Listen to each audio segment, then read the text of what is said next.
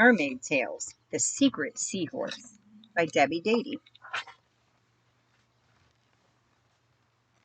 Here's Trident City.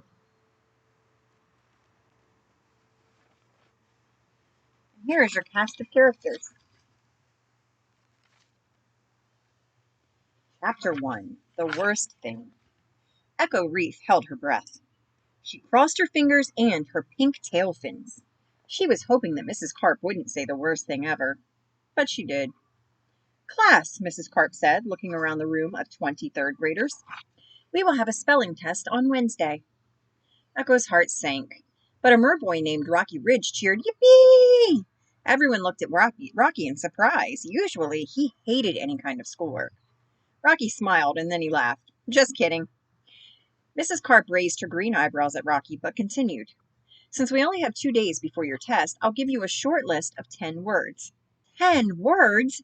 Echo thought it might as well have been a million. Echo was a good MER student in most of the subjects at Trident Academy. She liked morology, storytelling, science, and astronomy, but spelling was difficult for her.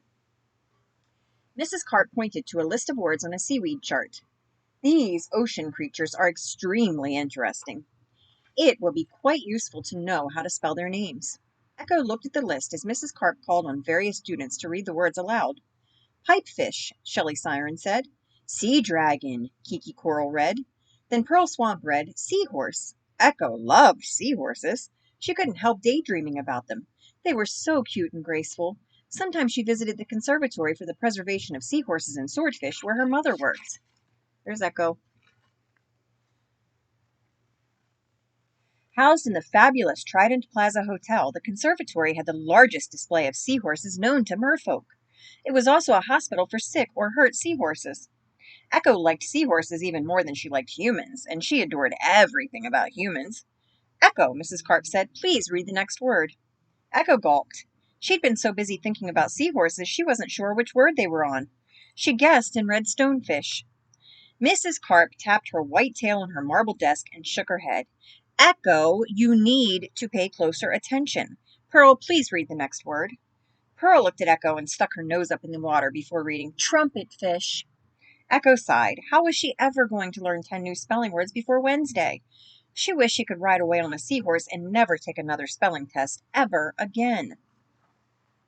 Chapter 2, Gloomy.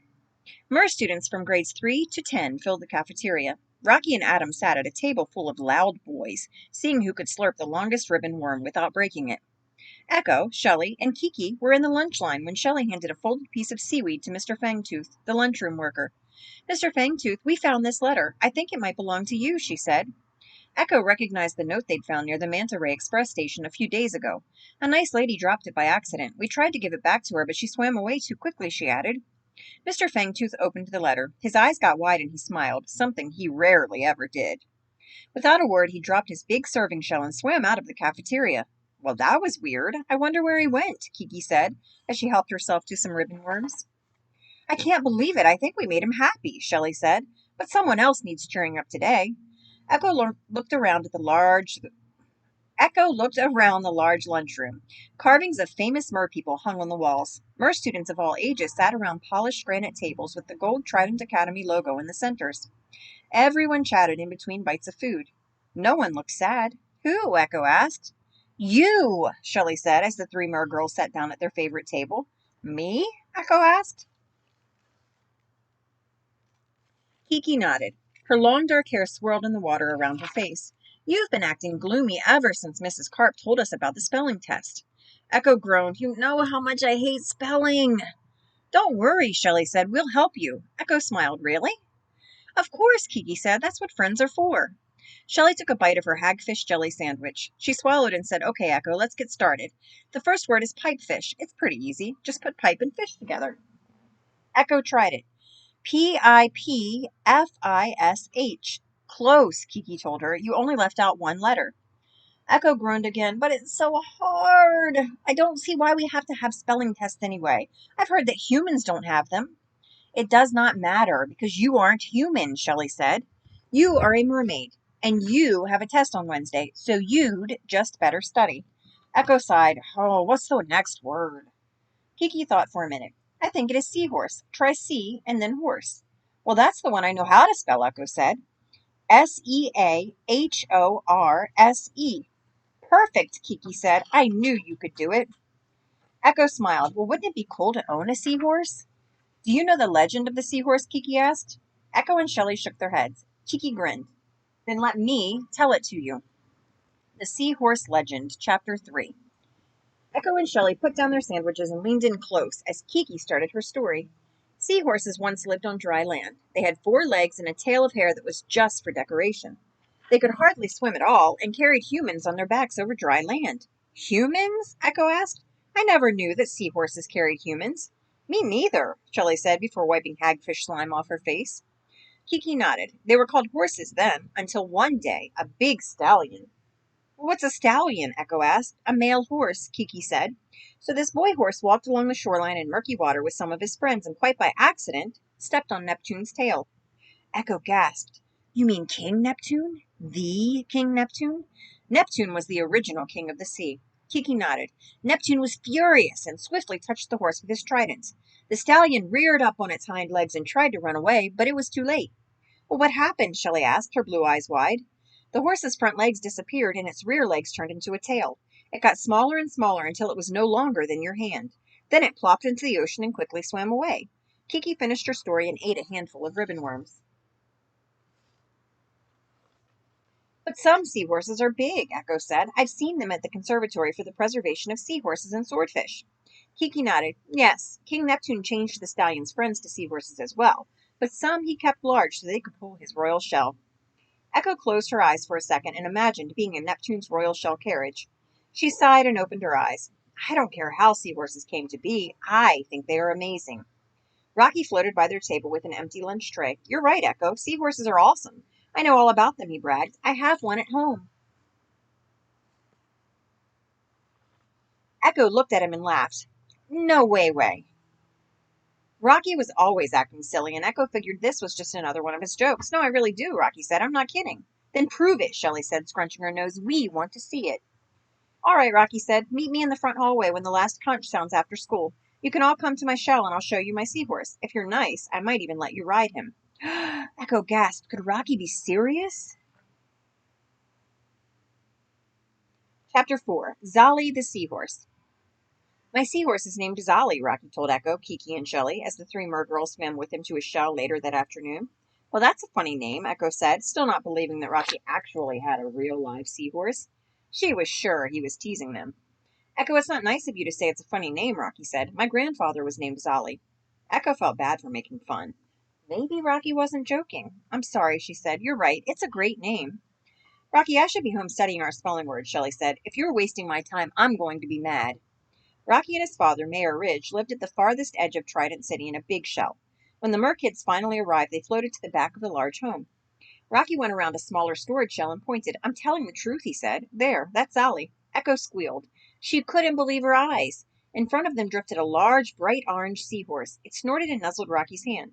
Rocky gently rubbed Zolly's neck. The mergirls had never seen Rocky act so kindly toward anything.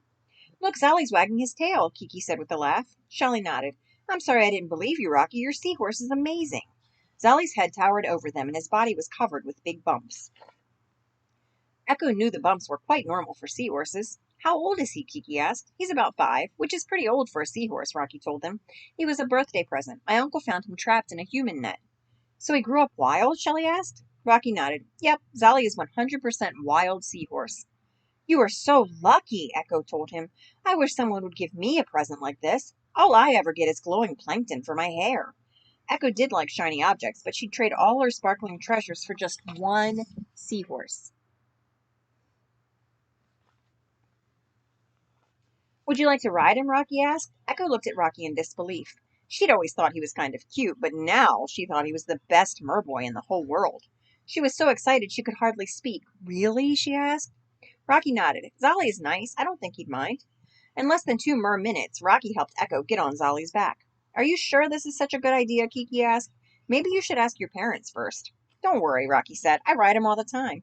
My dad said Zolly is the gentlest seahorse he's ever seen. Hang on tight, Shelley suggested. Echo nodded and squeezed Zolly's leash tightly. Now what do I do? Echo asked. Just say giddy up to go and whoa when you want to stop, Rocky said.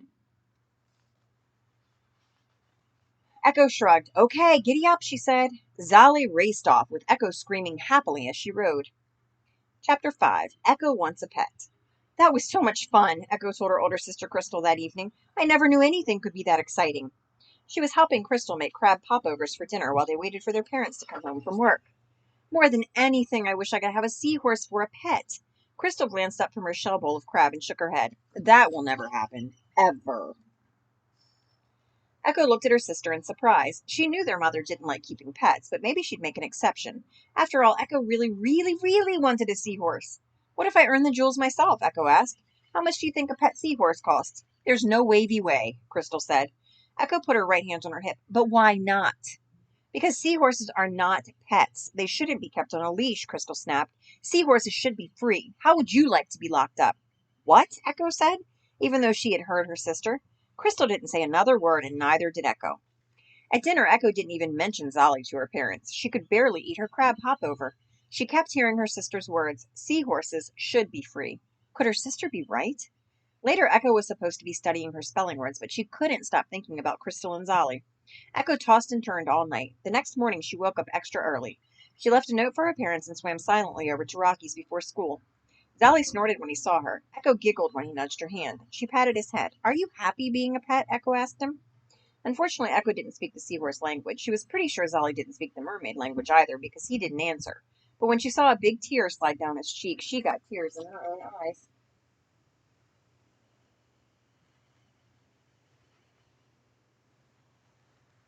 Chapter 6. Prison. That's quite lovely, Miss Hanover told Echo later that morning at school. You show amazing artistic ability. The merkids were in art class drawing pictures to match their spelling words. Echo sure hoped it would help her remember them. Echo was tired, but still grinned at her octopus ink drawing of a seahorse. She had never thought she was talented at art. Her sister Crystal was the one who'd won school contests with sculpting. In fact, Crystal's goal was to sculpt every sea creature in the ocean. When Echo was finished with the seahorse, she went to the art station and got another piece of seaweed to draw a picture of the next word. A colorful poster about seahorses and razorfish caught her eye.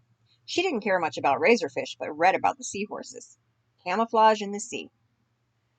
A razorfish has a long dark stripe along its body to help it hide among coral and sea urchins. Did you know razorfish swim with their noses pointed down? The pygmy seahorse is often bright orange. The bumps all over its body help it to hide among sea fans. Did you know all male seahorses carry their babies in a pouch? Zolly was a male seahorse. Echo couldn't help wondering if he had ever carried babies in his pouch. Then she had a terrible thought. What if he had children that were looking for him? Did seahorses keep in touch with their young like merpeople?